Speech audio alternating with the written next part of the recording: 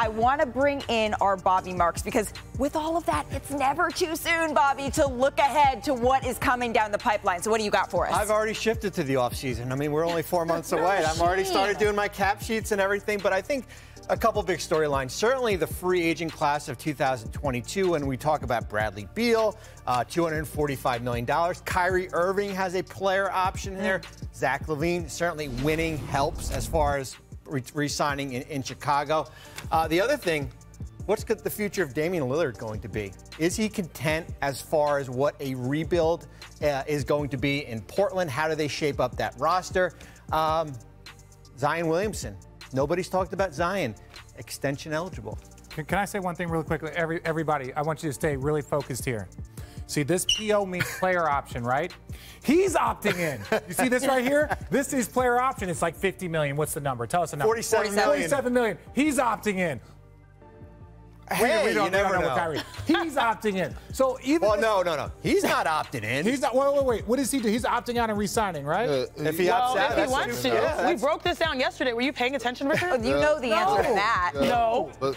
No. Got him. This is why listen, Malcolm X. Just hold on a second, okay? I know it's Black History Month, and I like it. But my point is, you take all the time you need. A lot of these player options, a lot of these guys, mainly John Wall, Russell Westbrook. We don't know what Kyrie Irving. And apparently, he broke down the Bradley Beal situation. But a lot of these guys are going to stay in their situation. They're going to take that money. Bobby, you mentioned something interesting. You mentioned Damian Lillard in all of this. Expand on that, please. Yeah, I mean, we saw Portland basically tear down their roster with their trades. They have potential to have $35 million in cap space. They've got this trade exception, potential to have 2 lottery picks here. And I think the big thing is going to be Portland eventually is going to have to show their hand here, right? They're going to have to show their hand and show what type of, I'm going to say retool, not rebuild, around Damian Lillard. Right. And is he going to be content for the next couple years as far as a team that's meddling in a, if you had fighting to guess, for what would playing? be your answer?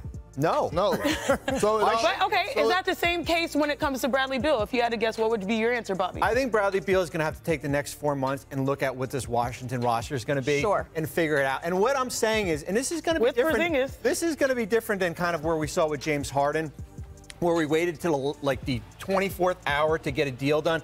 Bradley Beal, if he is not content, there's a relationship there with Tommy Shepard. Opt into his contract. This is where I want to go. Do I want to go to New York, Lakers, one of these other teams, and work out a deal where both of us are happy here?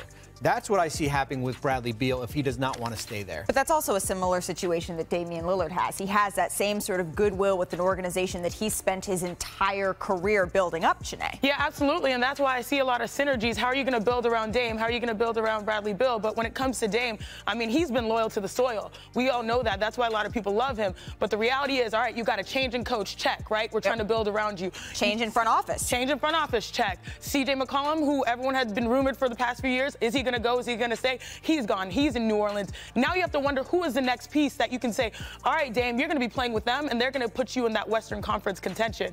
So that is the question. And I don't know. That's the question. We all sort of feel like we know the answer, but that's the process that they're going to be going through. And what we see is players sign extensions to eventually get traded. Right? You get your money, you get your 4 years, $196 million, and then you figure out where you want to go Bradley next. Beal is going to... So here's the thing. It's all about, especially with Dame, right? He knows that first of all, nobody is going to Portland. Okay, that's first thing first. Second of all, is that it all depends on what do he want as a player. What he want his career to be identified. Does championships really mean that much to him? Because if they do, then I guarantee you could work out something where he could be in the Laker uniform next year. Now we talking a different story. But if he want the bag and continue to make big dollars, then he could stay there and play with all those young guys and stay in the ground and stay 10 toes deep in that Portland zone. I want to take a look at this, though, Bobby Marks, because this is the teams with significant cap space. Yeah, the one team, and I know this is Richard's segment right now, that we're not talking about here is Oklahoma City. Who? The Thunder are not up here because when the summer comes, they're not one of the teams to have cap space. However, talk about it. Here we go. Get to it. They've got $33 million in room to use until the end of the start of free agency, which is in June. And here we go. The biggest winners today You better go. are the players in Oklahoma City. $43 million below the salary floor. Thank you.